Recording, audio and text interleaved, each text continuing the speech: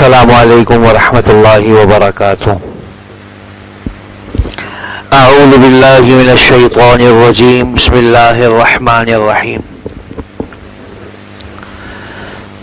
من الذین ہادوا یحرفون الکلم عن مواضعه ویقولون سمعنا وعصینا واسمع غیر مسمع وراعنا ليا بألسنتهم وطعنا في الدين ولو أنهم قالوا سمعنا وأطعنا واسمع وانظرنا لكان خيرا لهم وأقوم ولكن لعنهم الله بكفرهم فلا يؤمنون إلا قليلا يا أيها الذين أوتوا الكتاب آمنوا بما نزلنا مصدقا لما معكم من قبل أن نطمس وجوها فنردها على أدبارها أو نلعنهم كما لعنا أصحاب السبت وكان أمر الله مفعولا إن الله لا يغفر أن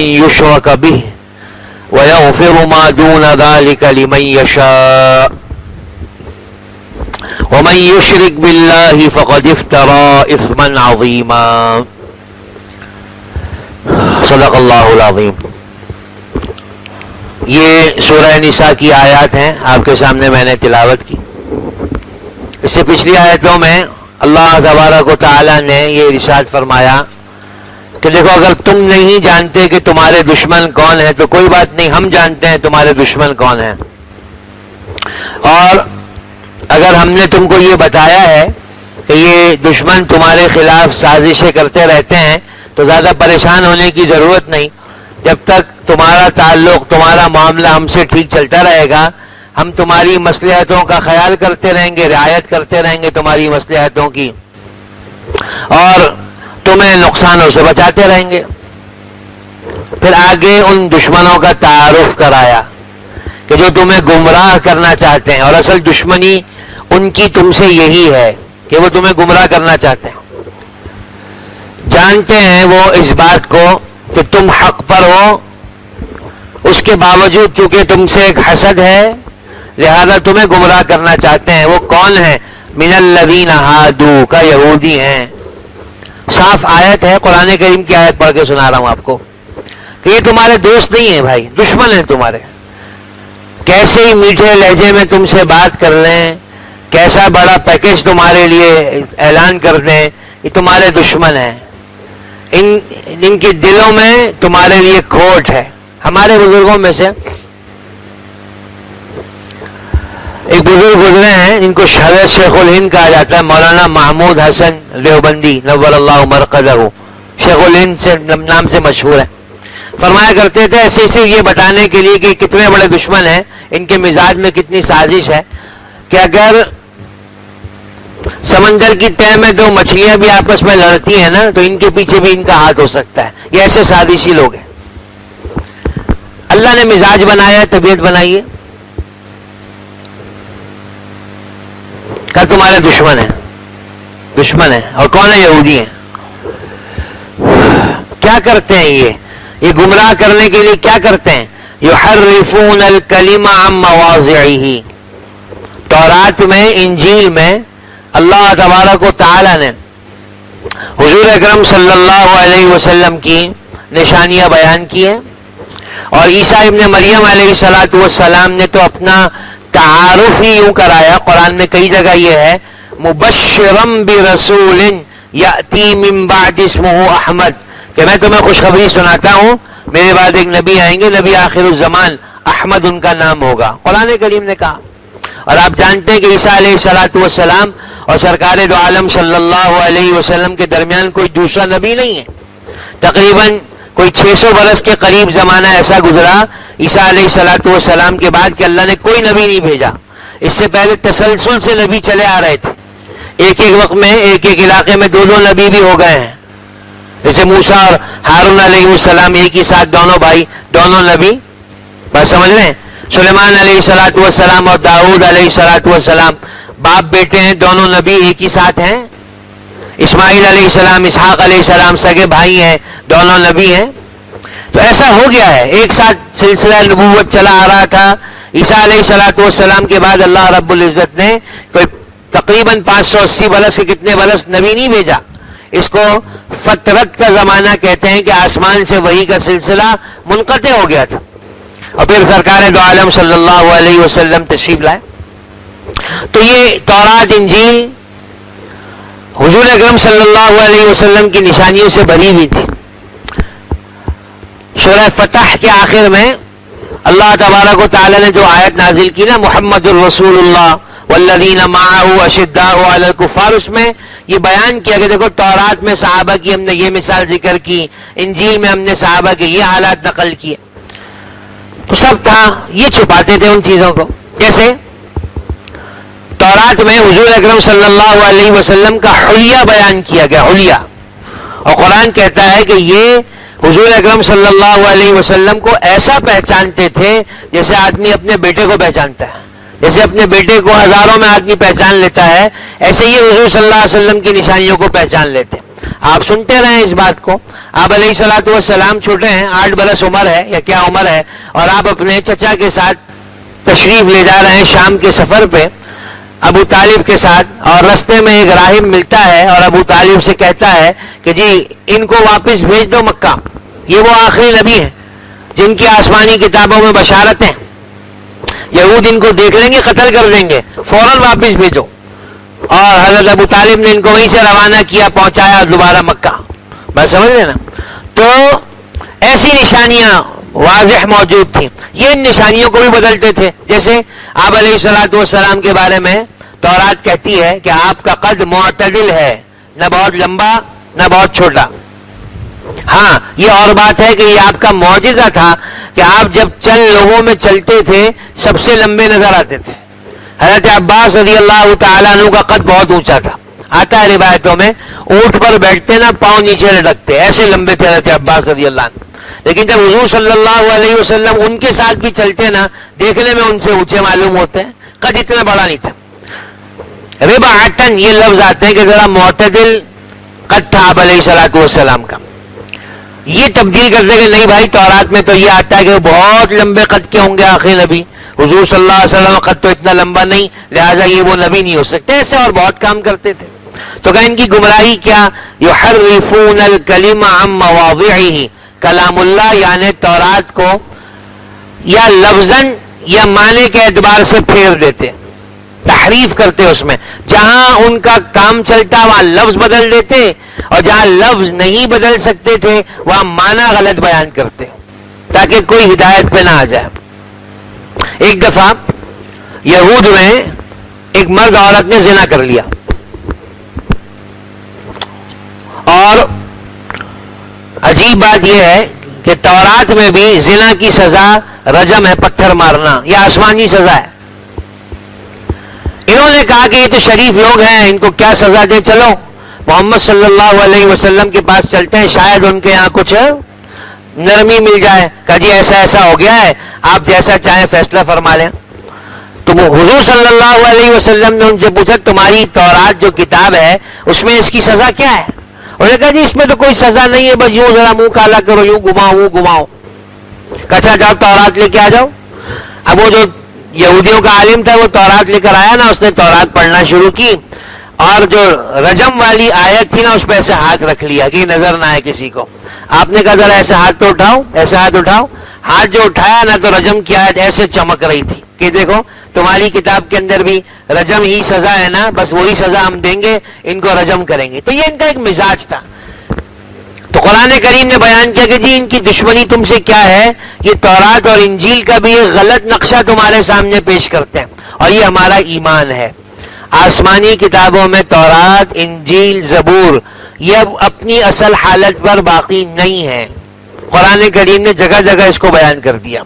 اور ایمان کی دوسری شق یہ ہے کہ قرآن کریم جو ہم پڑھتے ہیں یہ وہی کتاب ہے جو سرکار دو عالم صلی اللہ علیہ وسلم کے قلب مبارک پر جبرائیل امین کے واسطے سے نازل ہوئی ہے، اس میں اتنی بھی کمی نہیں ہوئی، نہ کوئی زبر کا فرق ہے، نہ زیر کا فرق ہے، نہ پیش کا فرق ہے۔ اللہ تبارک و تعالیٰ نے اس کی حفاظت اپنے ذمے لی ہے، قیامت تک اس کی حفاظت ہوتی رہے گی۔ مشرق مغرب شمال جنوب میں یہ قرآن کریم اسی انداز پہ پڑھا جائے گا جس انداز پہ سرکار دو عالم صلی اللہ علیہ وسلم پر کیا ہوا؟ نازل ہوا۔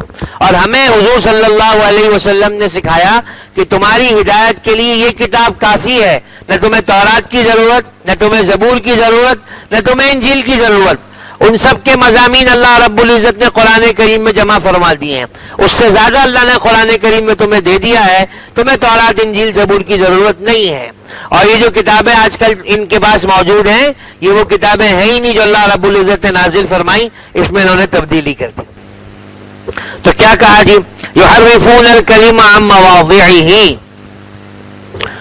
کلام اللہ یعنی تورات کی الفاظ کو یا معنی کو پھیر دیا کرتے تھے، جہاں بس چلتا الفاظ ہی بدل لیتے، جہاں بس نہ چلتا تو الفاظ کو تو نہ بدلتے لیکن تشریح ایسی کرتے جس سے معنی کہیں کے کہیں چلے جاتے۔ یہاں میں ایک بات عرض کروں، وہ کیا؟ قرآن کریم اللہ رب العزت نے اس سے تو بچا لیا الحمدللہ کہ اس کے الفاظ میں کوئی تبدیلی نہیں کر سکتا، ٹھیک ہے؟ جیسے اللہ رب العزت نے قرآن کریم کے الفاظ کی حفاظت فرمائی، ایسے ہی قرآن کریم کے معنی کی بھی حفاظت فرمائی ہے۔ اور اللہ رب العزت نے صحابہ کرام کی ایک جماعت کو تیار کیا جس نے حضور صلی اللہ علیہ وسلم کی احادیث کو جمع کیا، حضور صلی اللہ علیہ وسلم کی زبان مبارک سے نکلنے والی ایک ایک بات کو محفوظ کیا۔ یہ ابو ہریرہ رضی اللہ تعالیٰ عنہ، میں نے ابھی پچھلے جمعے میں کہیں سنایا، 7 ہجری میں مسلمان ہوئے ہیں، 7 ہجری میں حضور صلی اللہ علیہ وسلم کی 5 سالہ رفاقت ملی ہے، 5 سالہ، اور 5000 سے اوپر روایتیں انہوں نے حضور صلی اللہ علیہ وسلم سے سنی ہیں اور امت کو سنائی ہیں۔ 5000 کوئی 376 ہے کہ کیا روایتیں۔ کسی نے ان سے کہہ دیا کہ تمہیں تو حضور صلی اللہ علیہ وسلم کا زمانہ تھوڑا سا ملا تھا، تم نے اتنی احادیث کہاں سن لی؟ تو انہوں نے کہا کہ بھائی ہمارے جو مہاجر بھائی تھے صحابہ میں سے، ان کو بازار جانا ہوتا، تجارت کرنی ہوتی، انصار ان کے کھیت تھے، مزدوری کرنی ہوتی، ہمارا نہ کوئی کاروبار نہ ہمارا کوئی کھیت، ہم تو حضور صلی اللہ علیہ وسلم کی چوکھٹ پہ پڑے رہتے تھے، کھانے کو مل گیا کھا لیا، نہیں ملا بھوکے رہے، بس حضور صلی اللہ علیہ وسلم کے پاس بیٹھے رہنا ہی ہمارا کام تھا، سنتے رہتے تھے حضور صلی اللہ علیہ وسلم سے۔ سمجھ رہے؟ ایسے ہی صحابہ نے حضور اکرم صلی اللہ علیہ وسلم کے ارشادات کو لکھ کر بھی کہیں محفوظ کیا۔ اس کے بعد کیا ہوا؟ تابعین کا زمانہ آیا، صحابہ کرام مختلف جگہوں پر پھیل گئے، تابعین نے صحابہ کرام کی صحبت کو اختیار کیا اور حضور اکرم صلی اللہ علیہ وسلم کی ایک ایک ادا کو محفوظ کر کے امت تک پہنچا دیا۔ تو جیسے قرآن کریم کے الفاظ کی حفاظت کی گئی نا، ایسے قرآن کریم کے جو معنی اور مفہوم ہے حدیث کے اندر نا، ان کی بھی حفاظت کی گئی۔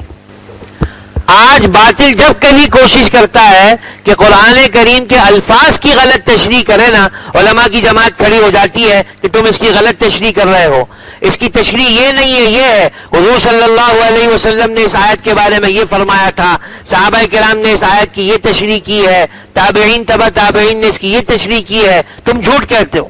تو جیسے قرآن کریم کے الفاظ کی حفاظت ہوئی، ایسے ہی قرآن کریم کی کس کی بھی حفاظت ہوئی بھائی؟ معنی کی بھی حفاظت ہوئی۔ ہمارا یہ عقیدے کا مسئلہ ہے اور حدیث کا جو ذخیرہ ہمارے سامنے موجود ہے، ہمیں اس پر اطمینان ہے کہ یہ واقعتاً حضور صلی اللہ علیہ وسلم کے یہ ارشادات ہیں، ایسا نہیں کہ جس نے جو چاہا لکھ دیا، ایسا نہیں ہے۔ لوگ یہ پروپیگنڈا کرتے ہیں کہ جی حدیث تو چلو قرآن تو پھر محفوظ ہے، حدیث کی حفاظت تو اللہ نے اپنے ذمہ نہیں لی، اس میں جس نے چاہا جو لکھ دیا۔ ارے جس نے چاہا جو لکھ دیا ایسے کوئی ہوا؟ جو حدیث کا فن جانتے ہیں وہ جانتے ہیں کہ ایک ایک لفظ چنا ہوا ہے، ٹھکا ہوا ہے۔ صحابی کو اگر اتنا شک ہے نا کہ حضور صلی اللہ علیہ وسلم نے مسلم لفظ فرمایا تھا یا مؤمن لفظ فرمایا تھا، تو وہاں کہہ دیا کہ جی یہ مجھے یاد نہیں کہ حضور نے مسلم فرمایا تھا یا مؤمن فرمایا تھا، حالانکہ معنی ایک ہی ہے، اسلام لانے والا، ایمان لانے والا، لیکن اتنی احتیاط کی اور پھر اللہ نے ایک لوگ جماعت پیدا کی جنہوں نے ان روایت بیان کرنے والوں کے حالات اس کا جائزہ لیا اس کا، یہ کس کے شاگرد تھے، ملاقات ان سے ہوئی تھی نہیں ہوئی تھی، بڑھاپے میں کہیں ان کا حافظہ تو خراب نہیں ہو گیا تھا، ان ساری چیزوں کو کہیں ان علماء نے لکھا ہے کہ بھائی یہ جوانی میں جو ان کی احادیث انہوں نے سنائی وہ تو معتبر ہے، یہ بوڑھے ہو گئے تھے، اس کے بعد ان کا حافظہ متاثر ہو گیا تھا، لہذا اس زمانے کی روایتیں ان کی قبول نہیں ہوں گی. اس قدر صراحت موجود ہے. اور ایک بہت بڑی ڈائریکٹری ہے لوگوں کی جس میں ان لوگوں کے سارے حال جمع ہیں، جس کو جرح اور تعدیل کا علم کہا جاتا ہے. ایک ایک راوی کے حالات موجود ہیں، پورا انسائکلوپیڈیا ہے ایک ایک راوی کا، کہ یہ فلاں ہیں، فلاں جگہ پیدا ہوئے تھے، فلاں کے شاگرد تھے، فلاں جگہ سفر کیا تھا، یہ کیا تھا، یہ کیا تھا، یہ کیا تھا. آپ نے سنا ہوگا امام ترمذی رحمۃ اللہ علیہ، مشہور نام ہے، حدیث کی ایک کتاب انہوں نے جمع کی، سنن ترمذی اس کا نام ہے، جامع الترمذی اس کا نام ہے. آخر زمانے میں آنکھیں چلی گئی تھیں، سفر پہ جا رہے تھے تو ایک جگہ پہنچ کے نا اپنی سواری پہ بیٹھے بیٹھے سر انہوں نے ایسے جھکایا. ساتھیوں نے کہا سر کیوں جھکایا آپ نے اپنا؟ کہا یہاں ایک درخت ہے نا، اس درخت کی شاخیں نیچے ہیں، سواریوں کے سر سے آ کے لگتی ہیں، میں نے اپنا سر جھکا لیا. ساتھیوں نے کہا حضرت یہاں کوئی درخت نہیں ہے کیا باتیں کر رہے ہیں، کوئی درخت نہیں ہے. کیسا درخت، کہاں کا درخت؟ انہوں نے کہا رکو بھائی یہی رک جاؤ، میرا حافظہ یہ کہتا ہے کہ یہاں درخت تھا کبھی. اب اگر میرا حافظہ غلط کہہ رہا ہے اس کا مطلب یہ کہ میرا حافظہ خراب ہو گیا ہے، مجھے آگے حدیث نہیں سنانی چاہیے، میرا حافظہ خراب ہو گیا ہے. جاؤ ذرا تحقیق کرو، آس پاس والوں سے جا کے پوچھو کبھی یہاں درخت تھا کہ نہیں تھا. تحقیق کی تو پتا چلا واقعی کبھی یہاں درخت تھا جس کی شاخیں واقعتاً نیچے تھیں اور گزرنے والوں کو سر جھکا کے گزرنا پڑتا تھا. یہ ان کے حافظوں کا حال ہے. اللہ نے ایسے لوگ پیدا کیے. تو ہمارا ایمان ہے جیسے قرآن کریم کے الفاظ کی حفاظت ہوئی ایسے ہی قرآن کریم کے معنی کی بھی حفاظت ہوئی. آج جس دین پر ہم چل رہے ہیں یہ وہی دین ہے جو حضور صلی اللہ علیہ وسلم لے کر آئے ہیں. ہاں ہر زمانے میں باطل اس کی کوشش کرتا ہے، وہ قرآن کریم کی کسی آیت کو لیتا ہے، اس کی غلط تشریح کرتا ہے، لوگوں میں اس کا پرچار کرتا ہے، اس کے مقابلے میں جو حق والے علماء ہوتے ہیں وہ کھڑے ہوتے ہیں اور ان کے خلاف بات کرتے ہیں. میں پھر دوہراؤں اس بات کو جو میں ہمیشہ عرض کیا کرتا ہوں کہ ہر چیز کے سیکھنے کی ایک جگہ ہے اور دین کے سیکھنے کی جگہ ممبر اور محراب ہے، سوشل میڈیا نہیں ہے. جو سوشل میڈیا سے دین سیکھنا چاہے گا اس کے گمراہ ہونے کے آثار اور اس کے گناہ ہونے کی علامات جلدی نمودار ہو جائیں گی. دین وہیں سے سیکھو بھائی جہاں دین نازل ہوا ہے. تو کہا من الذین ہادوا یحرفون الکلم عن مواضعہ، کیا کرتے ہیں قرآن کریم کے الفاظ میں اور قرآن اس کے تورات کے الفاظ میں اور تورات کے معنی میں تحریف کرتے ہیں. اور ایک گمراہی ان کی اور کیا، ذو معنی باتیں کرتے ہیں جس سے عام لوگوں کو بھی گمراہ ہونے کا اندیشہ ہو جاتا ہے. وہ کیا کرتے ہیں، ایسے الفاظ استعمال کرتے ہیں حضور صلی اللہ علیہ وسلم کی مجلس میں جس کے دو معنی ہوتے ہیں، ذو معنی، دو معنی والے، ایک اچھے معنی ایک برے معنی. وہ یہ تاثر دیتے ہیں کہ ہم اچھے معنی میں یہ لفظ استعمال کر رہے ہیں، حالانکہ دل سے وہ اس کے غلط اور برے معنی مراد لے رہے ہوتے ہیں.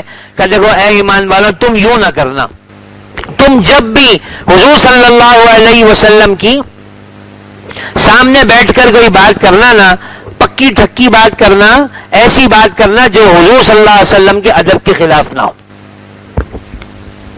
آپ نے وہ سنا ہے سورہ حجرات جو نازل ہوئی، حضور صلی اللہ علیہ وسلم تشریف رکھتے تھے، کسی معاملے میں کوئی بات چیت ہو گئی، حضرت ابوبکر اور عمر رضی اللہ تعالی عنہما کے درمیان اختلاف رائے ہو گیا کسی چیز میں، آوازیں ذرا اونچی ہو گئیں، آیت نازل ہو گئی یا ایھا الذین آمنوا لا ترفعوا اصواتکم فوق صوت النبی. اے ایمان والوں تمہاری آواز نبی کی آواز سے اونچی نہیں ہونی چاہیے، آواز اونچی نہیں ہونی چاہیے. ایسا نہ ہو کہ تمہارے سارے عمل ضائع ہو جائیں اور تمہیں خبر بھی نہ ہو تمہیں. حضور کی بے ادبی بڑی بھاری چیز ہے، اللہ حفاظت فرما. تو اگر زو معنی الفاظ استعمال کرتے کیسے؟ وَيَقُولُونَ سَمِعْنَا وَعَصَيْنَا، کہا کرتے حضور صلی اللہ علیہ وسلم کوئی بات فرماتے نا تو کہتے جی سمعنا، ہم نے سن لیا، اور وعصینا، اس کے اچھے معنی کیا ہیں کہ آپ کے خلاف جو بھی ہمیں بھڑکائے گا ہم اس کی بات نہیں مانیں گے، اور اس کے برے معنی کیا ہیں کہ اے نبی ہم نے آپ کی بات سن تو لی ہے لیکن ہم آپ کا کہا نہیں مانیں گے۔ سمعنا وعصینا، ہم نے آپ کی بات تو سن تو لی، عصینا، اچھے معنی کیا؟ اب جو آپ کی خلاف ورزی پر ہمیں ابھارے گا ہم اس کی نافرمانی کریں گے، بات نہیں سنیں گے۔ اور برے معنی کیا کہ ہم نے آپ کی بات سن تو لی ہے لیکن ہم آپ کی بات مانیں گے نہیں۔ اور کیا کہتے تھے؟ واسمع غیر مسمع، ہماری بات سن لیجئے، غیر مسمع، اس کے اچھے معنی کیا غیر مسمع کے کہ اللہ آپ کو کوئی بات ایسی کبھی نہ سنائے جو آپ کو ناگوار ہو جائے، آپ کا اقبال اللہ ایسا بلند کرے کہ جب آپ کسی کے سامنے کوئی بات کریں وہ آپ کی بات کی تائید ہی کرے، آپ کے موافق بات ہی کرے، یہ اچھے معنی ہیں۔ اور برے معنی اس کے کیا کہ ہم نے آپ کی بات سن تو لی لیکن اللہ کرے آپ کوئی اچھی خبر کبھی نہ سنیں، آپ جب کسی سے بات کریں نا لوگ آپ کی بات کی خلاف ورزی ہی کریں، یہ اس کے برے معنی ہیں۔ تو کہا تم ایسا کرتے کیوں؟ اور کیا؟ وراعنا، راعنا، یہ سورہ بقرہ میں راعنا، ہمارا خیال کیجئے، اور یہ راعینا، راعینا یہ چرواہے کو کہتے ہیں ان کی زبان میں، بے وقوف آدمی کو کہتے ہیں۔ تو کہا راعینا، اس کے اچھے معنی کیا؟ ہمارا خیال کر لیجئے گا، ہماری رعایت کر لیجئے گا، اور راعینا آپ ہمارے چرواہے ہیں، بڑے بے وقوف ہیں، اللہ حفاظت فرمائے۔ یہ الفاظ کہیں وہ استعمال کرتے، اور ہونے لگا راعینا سننے میں اچھا لگتا تھا تو کچھ مسلمانوں نے بھی راعینا راعینا کہنا شروع کر دیا۔ قرآن کریم نے سورہ بقرہ میں کہا لا تقولوا راعینا، ارے تم راعینا نہ کہو، یہ تو کم وقت ہیں، اچھے لفظ بول کے برے معنی مراد لیتے۔ ایسے کرتے کیسے ہیں؟ لیم بِأَلْسِنَتِهِمْ، زبانوں کو پھیر کر مروڑ کر جملے کہتے ہیں تاکہ سننے والے کو صحیح سمجھ بھی نہ آئے کہ کیا کہہ رہے ہیں، لیکن وَطَعْنًا فِي الدِّينِ، دل سے تمہاری تحقیر کا ان کا ارادہ ہوتا ہے، دین اسلام کی تحقیر کا ارادہ ہوتا ہے، اس لیے کہ جس نے حضور صلی اللہ علیہ وسلم کی تحقیر کی اس نے پورے دین کی تحقیر کر دی۔ دیکھو ایک آدمی کسی سنت پر عمل نہ کرے یہ کافر نہیں ہوتا دوستوں، لیکن اللہ نہ کرے سنت کی تحقیر کر دے، سنت کو حقیر سمجھے تو اس کا ایمان خطرے میں پڑ جاتا ہے، خطرے میں پڑ جاتا ہے۔ تو اللہ تبارک و تعالیٰ ان سے کہتے ہیں یہ ایسی باتیں کیوں کرتے ہیں؟ یہ صاف ستھری باتیں کہیں نا، وَلَوْ أَنَّهُمْ قَالُوا سَمِعْنَا وَأَطَعْنَا، سیدھی سیدھی بات کریں نا کہ ہم نے سن لی اور ہم نے آپ کا کہا مان لیا، اور صرف وسما کہیں، غیر مسمع کہنے کی ان کو ضرورت ہی نہیں، اور راعینا کی جگہ بھی ونظرنا کہہ دیں کہ ہماری مصلحتوں کا ذرا خیال کر لیں، اچھے الفاظ استعمال کریں جس کے ایک ہی معنی ہو، لکان خیر لہم، تو یہ ان کے لیے بہت بہتر ہوگا، بہت بہتر ہوگا۔ وہ اقوم، اور بات بھی ٹھیک ہوگی، موقع کی بات ہوگی، تو ان کو کہہ دیجئے کہ جب یہ حضور صلی اللہ علیہ وسلم کی مجلس میں آ کے بیٹھیں، آپ کی مجلس میں آ کے بیٹھیں تو سوچ سمجھ کے زبان سے اپنے الفاظ نکالیں، اللہ جانتا ہے یہ کیا کہہ رہے ہیں، اللہ جانتا ہے ان کے دلوں میں کیا ہے۔ یہ ساری بات ہو گئی۔ آگے اللہ میاں ارشاد فرماتے ہیں لیکن یہ یہود ایسی بے بہبود قوم ہے، اس نے ہماری اتنی واضح باتوں کو، اتنے واضح احکامات کو بھی کبھی نہیں سنا، کبھی نہیں سنا، بلکہ وہی ناشائستہ باتیں جو ہمیشہ یہ کرتے رہتے تھے ہمیشہ یہ کرتے رہے۔ پھر اللہ نے کیا کیا؟ وَلَٰكِن لَعَنَهُمُ اللَّهُ بِكُفْرِهِمْ، ان کی اس کفریہ بات کی وجہ سے، ان کے اس دلی کفر کی وجہ سے ان پر لعنت فرمائی، لعنت فرمائی، ان کو اپنی رحمتوں سے دور کر دیا۔ فَلَا يُؤْمِنُونَ إِلَّا قَلِيلًا، تھوڑے سے لوگ ان میں ایمان لائے، باقی سارے کفر کی حالت میں مر گئے۔ اے امت محمدیہ صلی اللہ علیہ وسلم، ہم تم سے کہتے ہیں یہودیوں کا یہ حال سناتے ہوئے کہ دینی معاملات میں گفتگو کرتے ہوئے تمہیں بھی محتاط رہنا پڑے گا، دینی معاملات میں۔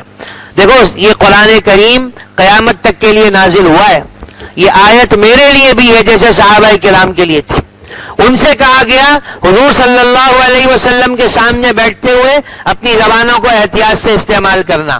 ہم سے کہا جا رہا ہے حضور صلی اللہ علیہ وسلم جو دین لے کے آئے, دین تم تک پہنچا گئے, اس دین کے معاملے میں بات کرتے ہوئے احتیاط سے زبان استعمال کرنا. ایسا نہ ہو کہ تمہاری زبان دین پر اعتراض میں استعمال ہو جائے اور اللہ تبارک و تعالیٰ کی رحمت تم سے روٹ جائے, اللہ تبارک و تعالیٰ کی لعنت تمہاری طرف متوجہ ہوتا ہے. لہذا بہت احتیاط کی ضرورت ہے, خوف کی ضرورت ہے. دین کے معاملات میں بات چیت کرنے کی اجازت نہیں ہے اس آدمی کو جس کو سمجھ نہ ہو, اور جس کو سمجھ ہے اس کو بھی احتیاط سے بات کرنے کی ضرورت ہے. ما یلفظ من قول الا لدیہ رقیب عتید. زبان سے کوئی بات نکلتی ہے نا, اللہ کی طرف سے پکڑنے والا بیٹھا, ایک ایک بات لکھی جاتی ہے. تو دینی جتنے معاملات ہیں ان میں احتیاط کی ضرورت ہے. اللہ مجھے بھی بھائی نصیب فرما دے.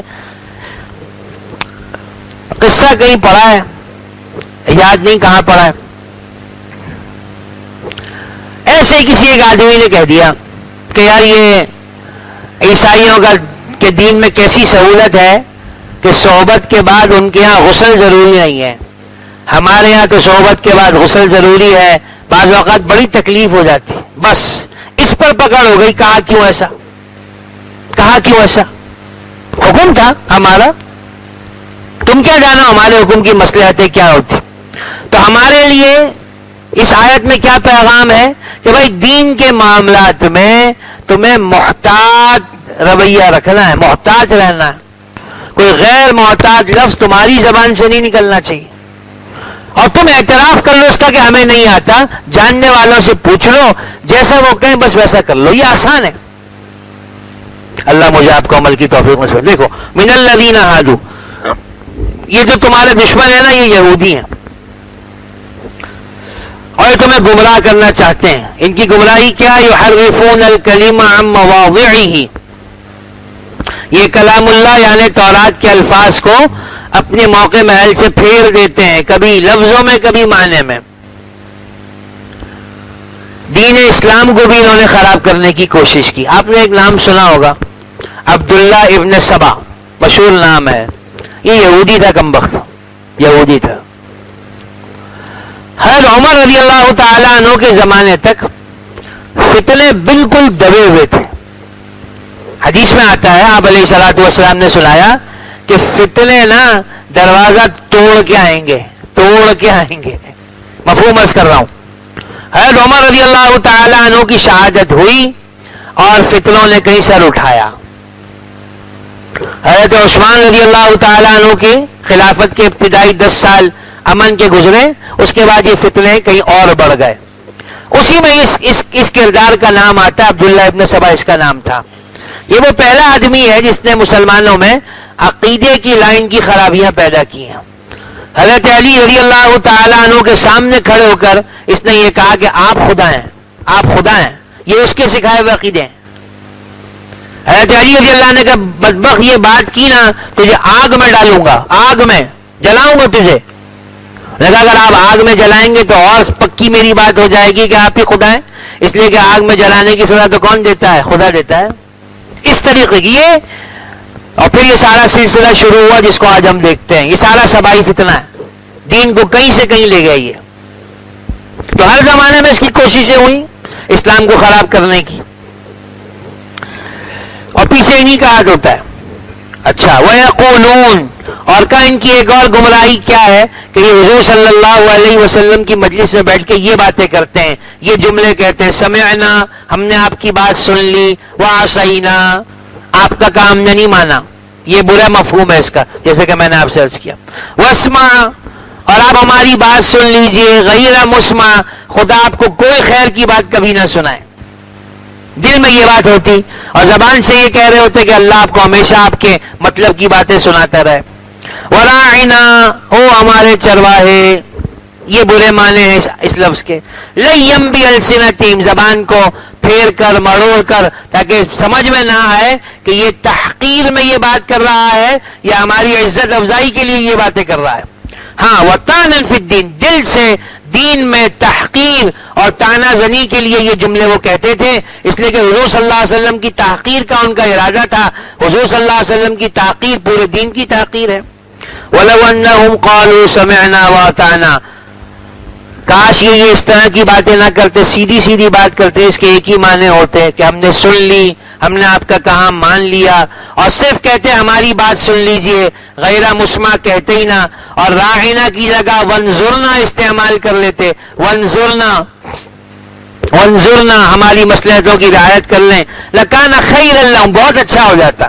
اس میں یہ سبق بھی ہے کہ آدمی اپنی زبان کی اگر احتیاط کر لینا تو اس میں اسی کا بھلا ہے. لکان خیر لہم وَأَقْوَمْ، اور بات بھی موقع کی رہتی، لیکن انہوں نے ایسا نہیں کیا، وہ اسی اپنی ترتیب پر چلتے رہے. تو لعنہم اللہ بکفرہم، اللہ نے ان کے کفر کی وجہ سے ان پر کیا فرمائی؟ لعنت فرمائی. فلا یؤمنون الا قلیلا، تھوڑے لوگ ایمان لائے، باقی سب کا کفر پر ہی خاتمہ ہوا. اللہ تبارک و تعالیٰ بھائی جو کچھ کہا گیا سنا گیا اس پر ہمیں بھی عمل کی توفیق نصیب فرمائے. ہماری زبانوں کو بھی اللہ پاک احتیاط نصیب فرما دے، خصوصیت سے دینی معاملات میں تو بہت زیادہ. اور اپنے دل میں ایک دفعہ میں بھی کہہ دوں، آپ بھی کہو اس بات کو، کہ اللہ اس کے رسول صلی اللہ علیہ وسلم کی طرف سے جو احکام آئے ہیں حق ہیں، سچ ہیں، میں دل سے اس پر ایمان لاتا ہوں. میری سمجھ میں آئے تو بھی وہی حق ہے جو اللہ اس کے رسول صلی اللہ علیہ وسلم نے فرمایا، میری سمجھ میں نہ آئے تو بھی وہی حق ہے جو اللہ اس کے رسول صلی اللہ علیہ وسلم نے فرمایا. میری عقل چھوٹی، میری فہم جھوٹی، اللہ اس کے رسول صلی اللہ علیہ وسلم کا سکھایا ہوا دین سچا. یہ ایمان ہونا چاہیے. اللہ اسی ایمان پر مجھے زندہ رکھے، آپ بھائیوں کو زندہ رکھے. اللہ اسی ایمان پر مجھے موت دے، اللہ اسی ایمان پر آپ سارے بھائیوں کو موت نصیب فرمائے.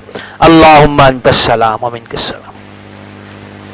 اللہم صلی علی سیدنا مولانا محمد صلی اللہ علیہ وسلم. اجرنا من خزي الدنيا وعذاب الآخرة. يا حي يا قيوم برحمتك نستغيث اصلح لنا شأننا كله لا تكلنا إلى أنفسنا برحمتك يا أرحم الراحمين.